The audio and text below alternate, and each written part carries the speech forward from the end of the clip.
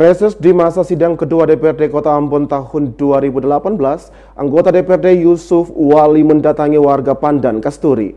Dalam tatap muka bersama, warga berkeinginan memperbaiki sistem drainase dan penanganan sampah yang tepat.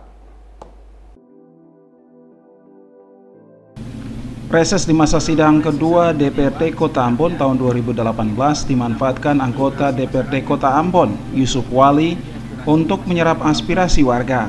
Ketua Komisi 3 DPRD Kota Ambon ini mendatangi warga di kawasan Kapahaha dan Kampung Jawa. Dalam tatap muka, warga setempat mengeluhkan drainase yang sering tersumbat saat musim penghujan. Akibat drainase tersumbat mengakibatkan genangan air di perumahan warga. Lain halnya dengan warga di RT 02 RW 25 Pandan Kasturi, warga setempat mengeluhkan pasokan air bersih. Menurut warga, pasokan air bersih dari PDAM hanya 3 hari sekali yang berlangsung 2 jam.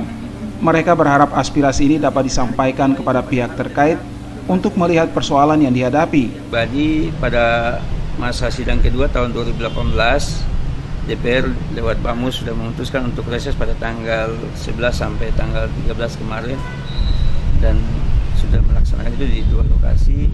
Yang pertama di daerah Kapaha, yang kedua di daerah Kampung Jawa, RT 225. Kedua-duanya itu di wilayah Kelurahan Pandan Kasturi, dan masukan masyarakat itu semua bersama terkait dengan masalah sampah dan masalah drainase.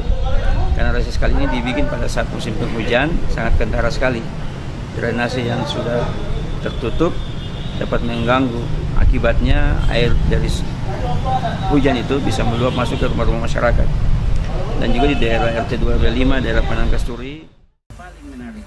Yusuf Wali mengatakan masukan warga masyarakat ini akan diangkat sebagai aspirasi dan pokok pikiran yang disampaikan ke pemerintah kota. Selain itu, reses bersama, anggota DPRD mensosialisasikan tentang Perda nomor 6 RT RW.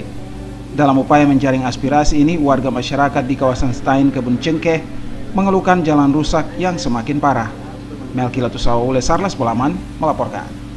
Karena anggaran terkait dengan kebutuhan